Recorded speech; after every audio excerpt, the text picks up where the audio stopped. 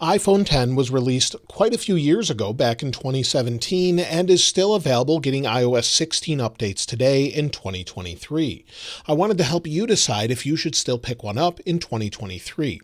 Now, this was released in 2017 as a one-year special edition, and then of course they had the iPhone XS a year after that. You can no longer buy it new from Apple, and they no longer even sell it on their refurbished store like they did last year. I did look around and found it for about $250 renewed from Amazon and $200 or less on eBay, but you can't buy it new unless you're getting it through a carrier that has some leftover or something else like that.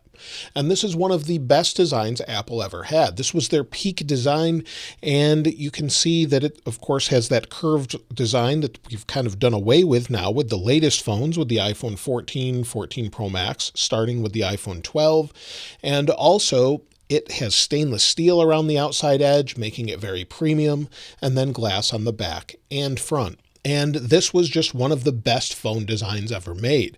Not only is the size pretty perfect for most people, even though my hands are huge, it's still a really nice size. You can reach across the screen without a problem. It was the first OLED display on any iPhone, and it still looks modern and feels pretty fast today. It introduced Face ID, of course, the first generation where we could just unlock the phone with our face. Some people loved it, some people didn't, and some people still miss Touch ID. But either way, it was the first introduction of that, even though it's a little bit slower, and the design, like I said, feels modern. And on the side, of course, we have our power sleep wake button. We still had a SIM card tray. No 5G, but we didn't have it yet at that point. And it just has a really nice, sleek design around the outside edge, keeping the volume buttons separated, the silent switch, and of course on the bottom we still had lightning, and then our speakers and microphone. Of course, we have wireless charging, but we didn't have MagSafe just yet. But in general, it's just a really nice design. Of course, like I said, the display is OLED, and it introduced that. And it's a 5.8-inch display, a little bit smaller than the big displays we have today, but it's 1,125 by 2,436 with 458 pixels per inch. And the display does support HDR, as you can see here, 1080 at HDR level, and that means you have very bright highlights and very deep black. So if we go into the video here, rotate it, you'll see that it's super bright, it looks great, and we're only at about half brightness. So you have very deep blacks, very bright highlights, and it looks great. You saw the little hiccup there, so we do have that occasionally. One thing this phone has that the previous phones don't have is 3D Touch. It's a pressure-sensitive layer under the display that I wish Apple would bring back, and they may bring back. I talked about this in a recent short, and you can see here, if we press on maybe the App Store here, compared to the new phone, we actually have a much faster response because it's actually sensing the overall pressure of my thumb on the display versus me just holding my thumb there for a set amount of time. So that's something that's really nice compared to what we have on the latest phones. So I would really love to see 3D Touch come back, but maybe we'll never see that. Now, we don't have ProMotion or 120 Hertz as far as the screen scrolling goes, and we also have the larger notch. We don't have the dynamic island. This may or may not bother you, but it's just something I thought I'd actually mention. Now, as far as speed, you saw that stutter before, and if we go into Geekbench, you can see this is the A11 Bionic. So we have about 3 gigs of RAM, so it's not up to the latest specs, but it should be fast enough for this display and this device overall. It feels fairly quick depending on what you're doing, even with the latest games, and if we load Minecraft, it should be just fine. But one thing you'll notice right away is when you're playing certain things and then switching between apps, occasionally with iOS 16, it feels a little sluggish. However, that is the case on the latest phones sometimes too. So I just updated this, and let's start the game. We'll hit play. You'll see it's a little bit slow and choppy from time to time. Hopefully that increases speed overall with iOS 16.3 or iOS 16.4, but I just wanted to show you once it's loaded that it seems to play okay. So let's go ahead and wait for it to load. So the game is loaded. You'll see it's fairly smooth, but there is a slight lag there. So compared to some of the previous versions, maybe when we were on iOS 15, there seems to be a slight lag occasionally with the frame rate, but in general, it can still run the most modern games. But you saw there as I swiped home, it was a little stuttery. Again, this is not uncommon though on the latest phones, as there's something different with iOS 16.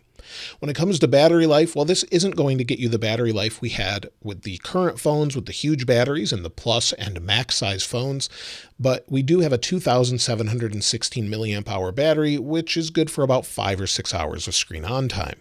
If we go down to battery life, I haven't used this full time in quite some time, but you'll see the battery health after many years here is 88%.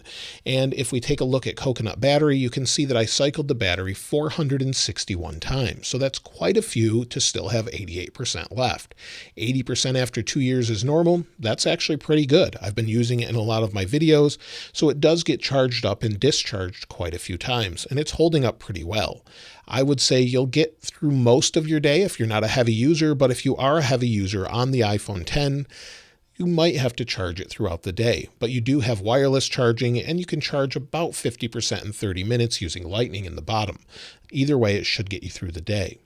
Now, the cameras are not as good as today's cameras on the latest phones. The forward-facing camera, we'll spin it around here and go to video. You can see here that it's going to look okay. In fact, if I hit record now, and I'm recording with the iPhone X, it gives you an idea of the overall video quality and audio quality, but it's not 4K and it's not HDR like we have in the most recent phones. It also doesn't have autofocus. That's something they added with the iPhone 14 series. So it will work just fine for a lot of things, but it's not going to be the very top with ProRes or anything like that. Now with the rear cameras, we only have 2 cameras. We have a wide and a telephoto, both 12 megapixels, and they can record up to 4K 60. So if we go into the camera, you'll see the rear camera here. If we go to video, we have the option for 4K 60. As you can see here at the top, we can't really switch it like we can on the most recent phones for some reason, but we do have 4K 60, and you'll see again, we can't switch it here. But either way, we have that option. We don't have the most recent night modes and all of those things, but it seems to do a pretty good job with video overall. Now, as far as reception goes, depending on which version you have, depends on how good your reception is. The Verizon version of the iPhone X actually has a Qualcomm modem. That's the best version, and if you get that unlocked, you can utilize that. However, if you have an AT&T version or T-Mobile or one of those, they're pretty much all GSM variants. They'll have an Intel modem, which may or may not be quite as good. Most people found that they had much better reception on the Qualcomm version. So if you're trying to find one of these, I would go for the unlocked Verizon version, which has a Qualcomm modem. You can still use it on GSM carriers, but it just has that unlocked version, which you could use around the world and have some of the best signal strength for the iPhone X. Now, a couple negatives about this phone is PWM. This being the first OLED phone from Apple, it actually has pretty severe PWM, meaning it flashes the display faster and slower to control its brightness. This actually is the first time I actually noticed this because the iPhone X actually made me feel nauseated, and it was very straining on the eyes. In fact, just making this video, I can tell that it's actually flashing in the background. I can't see it, but I can feel the eye strain already. And you can see this at 240 frames per second with slow motion compared to the modern display with the iPhone 14 Pro and 14 Pro Max that above 39% brightness basically have DC dimming, which actually you can't see flash at all. So let me show you at 240 frames per second. And as you can see, the display is flashing. And again, you can't see this with your eyes, but it does cause eye strain if it's flashing at a slower rate. So you definitely can tell the difference here between both the displays, whether you're actually scrolling with ProMotion or the OLED display just flashing to control brightness. And if that bothers you and you want to get a phone from that era, you may want to consider the iPhone 11. Even though it's technically lower resolution, it still has a high pixel density rate for an LCD. So it may not be as good as this display, but it's definitely easier on the eyes. Another concern is burn-in. Since these phones have been around a while, some people actually have ghosting or burn-in around the display. I don't have this, but you can see this with a white or gray background. So if we find one of those, if we go into photos, and I'll link this in the description, if you look around the outside, sometimes up where the clock is or some of the things from the control center here, sometimes with the battery you can see burn-in. Typically these do pretty well unless they're left on the same screen, maybe in a store display for a long time. Apple typically moves the image around so it doesn't cause burn-in, but some people have had more burn-in with the older phones such as the iPhone X than the most recent iPhone 14. So if you are picking one of these up used, make sure that you look for that. Other than that, this is a great phone and will continue to get iOS updates, hopefully for at least another couple of years. It's been out about 5 years at this point. I would expect at least iOS 17 with it, maybe up to iOS 19. After the 7-year mark, Apple typically doesn't support them anymore. So you sometimes will get security updates, but no new features. So we'll get less and less features with this. Maybe with iOS 17, we'll get a couple extra things, but typically don't expect any major feature updates now that we're about 5 years out with this phone. 4.5 or so typically. So it is a good phone still, and whether or not you should buy the iPhone 10, well, if you're looking for a good reasonable budget phone that will get still some updates for a year or two, this should be pretty nice for you. It has a decent camera. It has good capability as far as overall speeds. It doesn't have 5G like I mentioned, but it's an OLED display, so it looks great, still will get recent updates, and still looks modern and has Face ID.